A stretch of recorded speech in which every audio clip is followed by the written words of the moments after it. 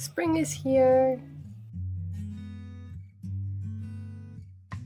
Hey ho, I'm Rachel, this is Missy, and we're Miss Daisy Sewing, and happy Ostara, Easter, Holy, or whatever else you celebrate at this time of year. The sun is out, my garden is starting to bloom, and I just really want to get on with some fun, colourful spring crafts. I'm not procrastinating from a bigger project at all, I promise. They're busted. Price of chocolate these days is ridiculous. So I've decided I want to make like some little refillable Easter eggs. I've got this really cute bumblebee fabric for that. And I want to do a big stash bust and sort out. Oh, are we done with the ears? That's fair enough. I want to do a big sort through all of my scraps and dig out all of my sort of yellow and orangey colours and do some sort of carroty type bunting. I've got a vision, I swear. But nonetheless, just buckle in and we'll see what we end up making because I'm not entirely sure myself. We're just going with the flow on this one and embracing the fact we have some sunshine. It's a rare thing up in Scotland. Just so we're all on the same page, scrap busting totally counts as spring cleaning, right? Right. So I've got a good variety of sort of reds and oranges and sort of golds. And the plan is going to be to basically sew them down onto a strip of this fabric. Similar to what I've done in the past with paper, but I want to use a sort of fabric backing here just so that I don't have to use any batting or anything for when I build up the carrots. So I'm going to cut out a strip of this and then get onto the sewing machine and start putting scraps on it and just see how far we get. But yeah, I've got a really nice variety of colours here. I'm looking forward to how these are going to turn out. The method of this is exactly the same as what you've seen me do previously on quilts.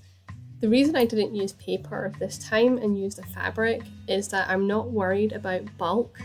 Having some bulk would work in my favour in this one because then it means I don't need to use any batting or anything in these carrots. There's something really satisfying about how quickly these came together, especially doing this last little trim around the edge, which technically I didn't need to do, but the perfectionist in me wanted to. This is all of our bits of fabric for our carrots. You can see you just got the stripes on the back and the stitching, and that's the remaining scraps. So we've got that down a fair bit. Can't say it's really particularly helped out my scrap bin, but we'll get there slowly but surely. I am always amazed at how far scraps can go, particularly when you're doing something like this. And yeah, let's get on to the carrots. I did say this was an upcycling project, so please don't come at me for the Amazon packaging. To make the carrot nice and even, I traced out a rough shape and then cut it on the fold. And my aim here was to try and get as big a carrot as I could out of the fabric pieces, just to maximise the materials that I had. So I've got here a big stack of carrots. Plan is to go back and forth, down, up and round, back and forth, leaving the top here open. And that's how I'm going to flip the carrot right side out once they're cut out. It took a few attempts to get a sort of system in place for sewing these carrots. I tried sewing them as one big block, sewing them individually, and ended up making up a sort of ad hoc method where I would sort of sew down one and then trim it off and then sew down the next.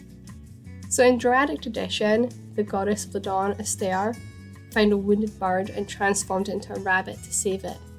But the creature retained its ability to lay eggs. In gratitude, it's said that this creature decorated these eggs as offerings, and I suspect that that is where a lot of our traditions come from.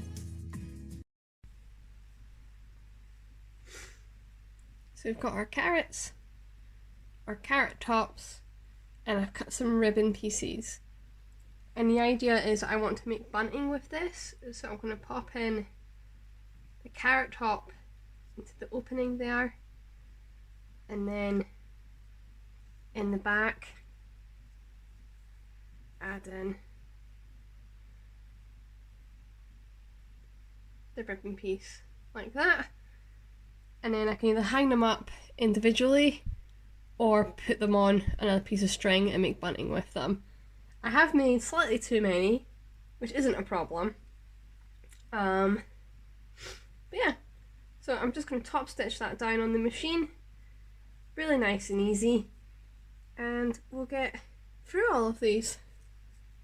I had to pause in my Easter crafting to attend a conference in London, so I set up the spring Hares Hoop from issue 367 from the World of Cross Stitching magazine. Hey ho, I am back from London. Trip went well. I've also managed a decent amount of the bunnies. So that's about probably 10 hours sewing, 9 on the train, so 4.5 hours there, 4.5 hours back. I've done a little bit since I got home. And yeah, I'm doing well. I have survived London. I am absolutely knackered though. Conferences are always fun, but I find just the peopling exhausting. So my plan is that I'm going to just push on with this a little bit, catch up on some sewing vlogs, that kind of stuff, and then maybe tomorrow, once we're in the weekend and I'm feeling a little bit more awake and a little bit less goosed, that I will push on with some actual sewing for this. I want to make those Easter eggs, but I know if I try that now, I'm just going to make a big mistake because, yeah, I'm tired, and as you can tell by my rambling, can't keep a coherent sentence straight, let alone a thought. So I'll catch up with you later. So I've got here my Easter egg template. I just got that on some clip art. And then for the back, what I've done is cut out another egg so that it overlaps at the bottom there. So you can see for the tracing paper here, we've got a bit of an overlap. The idea is that we're going to obviously have this sort of folded over to create a nice seam, and then it's going to open in the back here.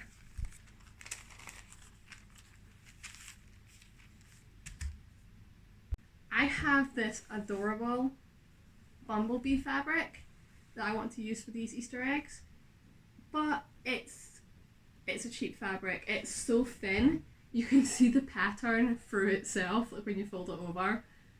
So I'm going to cut an equal number of Easter eggs in a white fabric and sort of just do some basic flat lining, because these are gifts and I want to do them properly, and it'll also make them a slightly more sturdy Easter egg. This is a really thin cotton fabric here. So let's just get on with cutting out a lot of Easter eggs. I was looking at the history of Easter eggs and I had that wonderful moment where you don't realise how time works. Hear me out.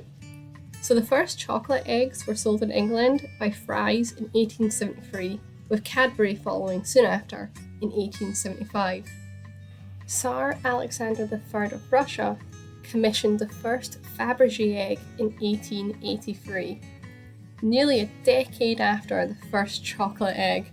To me that's wild. I always thought Fabergé eggs were much older than our modern Easter egg. 7 years prior to that Fabergé egg, First Lady Lucy Hayes was rolling an Easter egg down the hill at the White House. That's just crazy to me. Like, my timeline is now officially messed up. Moving on from the wibbly wobbliness of time, you can see that I've cut out all of my eggs, and what I've done is sewn together that lining with the back pieces and then just simply folded it over and top stitched it down. After that is making a sandwich so that all of the egg pieces are neatly stacked up, those right sides together, with that lining pieces on the outside. Following that, I'm just going to sew all the way around the Easter egg and then flip it right sides out. This is a really easy, quick project and a great stash buster. Hey ho, so we're on our holiday. It's not quite Easter yet, and we like to try and get a little getaway. It's sort of tail end of March, and I've made a bit of a boo-boo. So hold on a second and I'll explain. So what's basically happened is that I've cut my Aida too small. If I do the full pattern, like between the edge here and the edge of the Aida, I've got about 3 stitches clearance on this side. I have also managed to offset this when I was making it. So there's a bit more space on that side, but that's okay. I've got a grand plan, and I don't want to have this as a circle. I want to actually make this more of a rectangle, so we're going to ditch this bottom part of the pattern, ditch that sort of flowery circle thing. As you can see, I decided to ditch most of that border in the end. I do intend on having another go at this because I do love the look of the whole piece, but for what I wanted, that was enough. I backed it with some interfacing and then cut out some squares of my main fabric that were slightly larger than what the final piece was going to be. So we've got 6 squares of the pink, and I've got 3 cut the bunnies, so that's 2 sides in the back, and then I've got here the front piece, which I'm going to make to size with this sort of edge piece here. This is sort of the last offcut from that strip, but that gives you a rough idea of what it's going to look like. So we're going to have all the bunnies going around it, which is going to look really cute. The plan is to make a sort of basket cum storage box of these parts, and I'm going to go over this process with you all in another video at a later time. I had kind of hit crunch point at this point and just wanted to get this project done. So you can see me here quickly assembling the sides of the boxes, and then I attached the base before doing the same with the lining and then attaching it all together. And now to the moment I've been waiting for, which is getting these stuffed. Each one very comfortably took in a little bag of Haribos and some chocolates. I didn't want to overstuff them, but I think next time I probably could cram in a little bit more chocolate. How cute is this setup? I love how the little basket turned out and the eggs in it.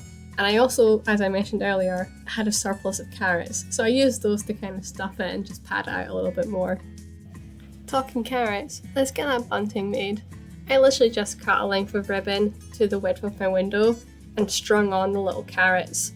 It was really easy to do these, and then once it was hung up I could just mess around and get them all neatly turned out facing forward. The window looks great, guys. I couldn't resist the opportunity of setting up a little photo shoot with Missy just before I gave out all of these eggs and carrots, and I have to say that everything just turned out perfect. Like, it's also fun and it's so colourful and just captures my favourite parts of Easter. No matter how you choose to celebrate the spring season, I hope you're having a great day and I will see you all soon. Cheerio!